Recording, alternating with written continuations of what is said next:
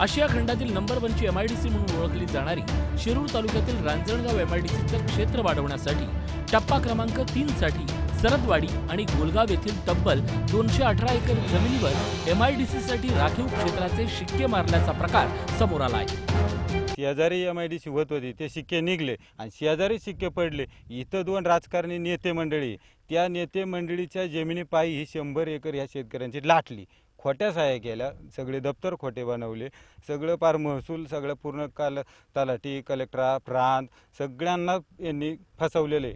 धक्कादायक बाब म्हणजे यातील 93 शेतकऱ्यांपैकी 36 शेतकऱ्यांचा जमीन देण्यासाठी विरोध आहे, तर यातील काही शेतकऱ्यांना कोणतीही नोटीस न बजावता त्यांच्या खोट्या सह्या करून शेतकऱ्यांना अंधारात ठेवून संमती असल्याचं भासवण्यात आल्याचा आरोप शेतकऱ्यांनी केला आहे। मला 4.5 एकर जमीन आहे, इथे एवढीच जमीन आहे, 2 मुलं आहेत मला।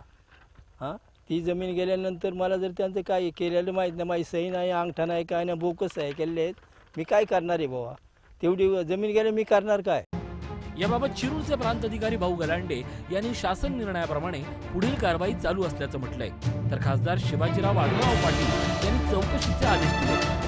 आपल्याकडे हे प्रक्रिया सुरू केल्यानंतर एकूण 93 खातेदार होते। 93 खातेदारांपैकी 57 खातेदारांनी आम्हाला संमती दिलेली आहे आणि त्यातले जे 36 खातेदार आहेत, या 36 खातेदाराची संमती किंवा असंमती याबद्दल नाही, म्हणजे संमती आहे असंही नाही आणि असंमती आहे असंही नाही, परंतु ही सदरची बाब आम्ही शासनालाही कळवलेली आहे। बरेचसे शेतकरी अनेक वेळा माझ्याकडे आले, म्हणून मी राज्याचे उद्योग मंत्र्याकडे त्यांना घेऊन गेलो शिष्टमंडळाने आणि तशी तक्रार दिलेली आहे आणि वरून त्या संदर्भामध्ये चाचणी आणि तपासणी चालू आहे आणि जर कोणी दोषी असेल तर त्याच्यावर कारवाई होईल। या प्रकरणाची पारदर्शकपणे चौकशी होऊन दोषींवर कडक कारवाई व्हावी आणि फसवणूक झालेल्या शेतकऱ्यांना न्याय मिळावा हीच माफक अपेक्षा।